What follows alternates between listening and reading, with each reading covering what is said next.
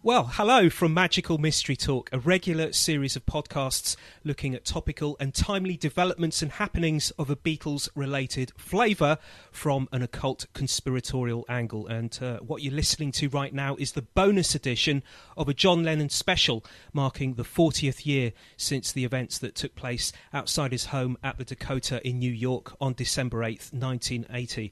Of course, as you may indeed already know, if you've heard it already, the previous edition of this Lennon special focused on both the mainstream and alternative reports and theories of what happened on that day back in 1980 when Mark David Chapman came face to face with John Lennon. The previous edition of this Lennon special also looked a bit into Chapman's not so widely reported background, including his possible links to the CIA and the attempted assassination of US President Ronald Reagan. Also, the previous edition of this Lennon special looked a bit into the shady resume of the chief medical examiner who was in charge of Lennon's autopsy report at the time, and which is still yet to be released in full to the public, as well as the possibility that there was another shooter or shooters present with Chapman, including a man by the name of Jose Perdomo. If you haven't yet listened to that previous edition, then please do. And also included in that previous edition is, of course, my fellow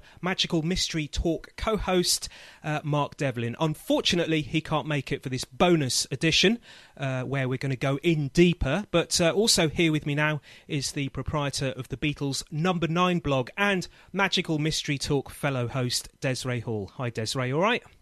Hello, hello. Hello, hello. Yeah, the first edition was pretty jam-packed in itself, and we kind of came to a decision after recording it that there was still so much more to record. There's just so much more. I don't know about you. We could probably talk for months about it, honestly. Yeah, and I was just thinking, I don't know about you, but my intention for going ahead with this bonus edition is, what I want to try and do, I don't know if we'll succeed in doing it, but I suppose we can have a bloody good try at it, is to kind of put together a comprehensive kind of summary of everything that's been explored over the last 40 years, the theories and the investigations and the claims and the reports. I don't know if we'll get there by doing this two-parter, this bonus, and putting together this bonus edition, but yeah, that's my intention for doing this anyway. We can try. We can try. Shame Mark's not here, but okay. Well, if you recall in the one that we did with Mark, the Magical Mystery Talk that we did with Mark about the Lennon assassination, we kind of began by talking about Mark David Chapman and this narrative that seems to fit next to him. For example, every time over the last 40 years, I've certainly read and heard this, but when you hear the name Mark David Chapman in the mainstream, you always get the news announcer or the news article will always follow it with the tagline, Mark David Chapman, the man who was seeking to become famous from shooting John Lennon. That's right. always the kind of the regular mainstream explanation, the tagline, if you like. Right. And we kind of looked a bit into that when we were chatting with Mark, and the kind of like the inconsistencies with that official version. For example, the fact that he pleaded guilty, which meant that there was no trial, and surely, as we discussed, in this previous podcast, surely if he was looking to become famous, then one great way of doing that is to say not guilty, and to then automatically gain the advantage, if you like, to become famous, as it were. Because by getting a trial, as many commentators have said, if there had been a trial, it would have been the trial of the century, perhaps. And it would have been on TV, it would have had wall-to-wall blanket coverage, 24-hour news, the works. But he didn't want that. He turned away from that. And also, there's the fact that in 40 years, he's only taken part in something like, maybe, I might be wrong, but I think it's maybe 4 or 5 interviews, media interviews, something like that. Yeah. And he's also said he's also said with regards to him seeking fame, which is odd because he's actually it's odd he's actually contradicting. Anyway, he's actually contradicted that claim that he's seeking fame. He's actually said himself a few years back. He said, "I turn away 30 to 40 invitations from the media a year." Right. So He specifically says he wasn't out for fame. That wasn't his intention. Yeah. So he's completely denied that accusation altogether. And there's also a quote from Arthur O'Connor, who was the commander officer of the detectives at the precinct, at the police precinct on the night of the event. And he's been quoted as saying, "It is definitely illogical to say Mark committed the murder to make himself famous. He didn't want to talk to the press from the very start. He didn't want the press. He didn't encourage it. He did not want the notoriety. He did not want the glory of a trial either." So, when you've got police officers who are, dealing with a case saying things like that, as well as Mark David Chapman, it's all a bit inconsistent, really. Right. And there's... Yeah, go on, because I was going to say there's some other taglines that have been attached to the reasons behind Mark David Chapman.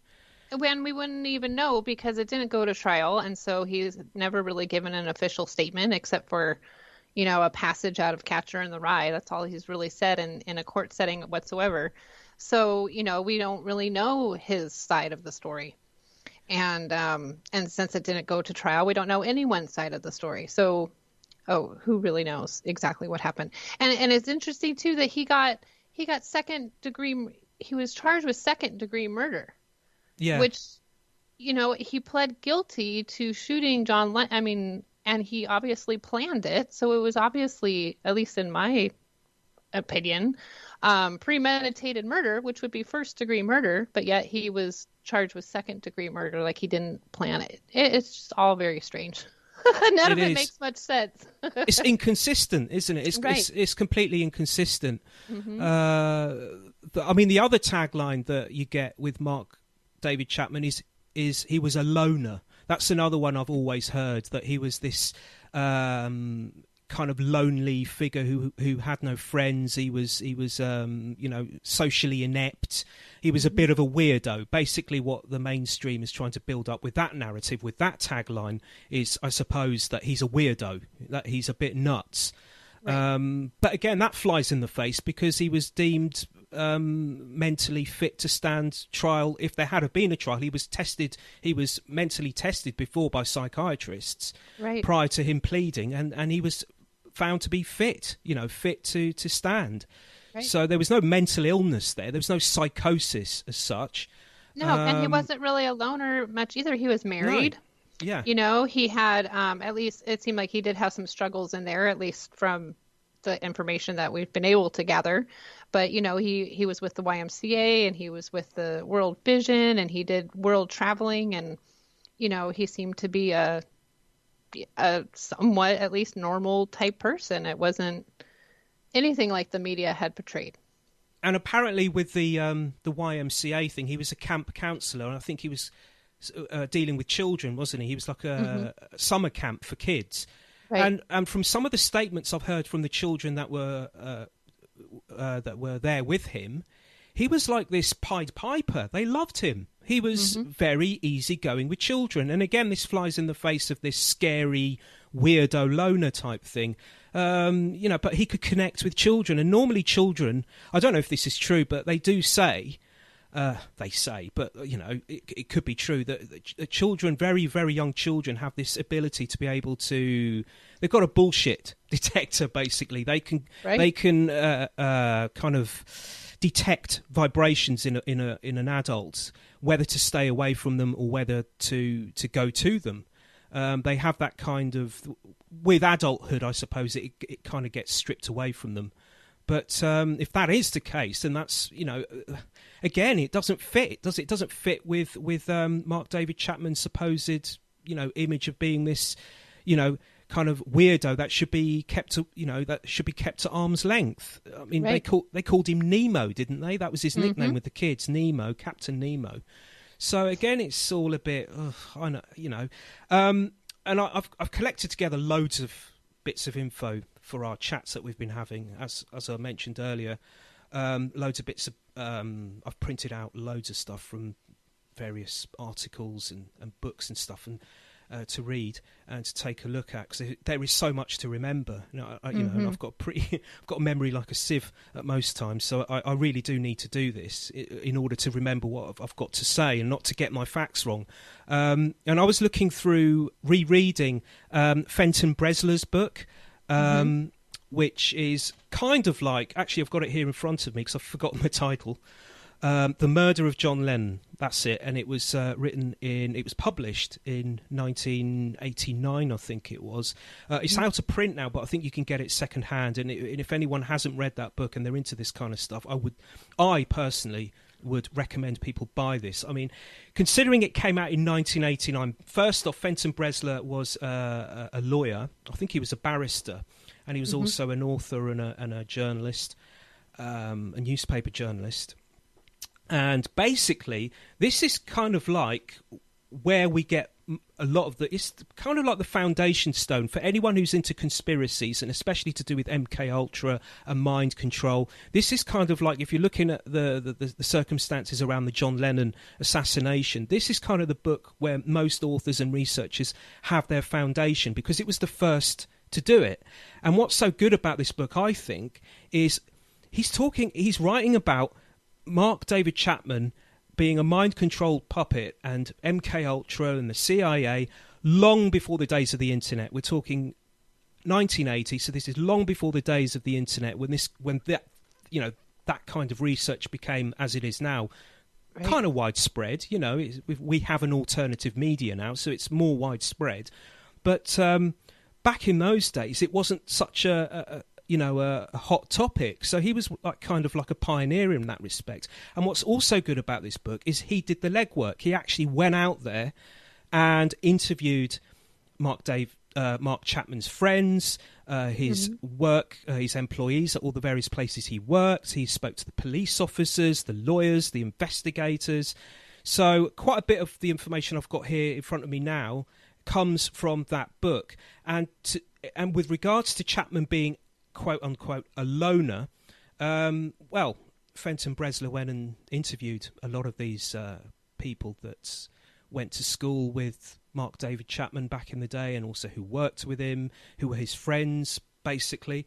And I've got some key words here, key words that I've picked out from some of the quotes from some of the people that knew Mark David Chapman that Bresler had spoken to back then in the 1980s. And they talk about someone who was talkative, popular, and with the girls as well. Popular with the girls. He was outgoing, gentle, and other words I've got is protective, loving, and nurturing.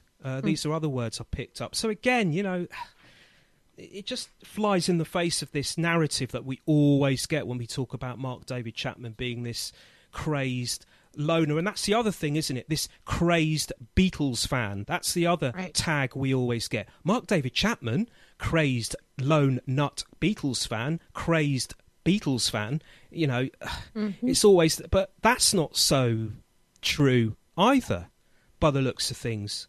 For example... Again, from Fenton Bresler's book, I've got a quote here from a school friend who says, he, Mark, never expressed strong views on the Beatles or Lennon to me. All of his feelings, very strong feelings I might add, towards Lennon and the Beatles, were new to me when I heard of them in 1980. To me, he never expressed a dislike or made any comment at all that I remember. And then there's also Captain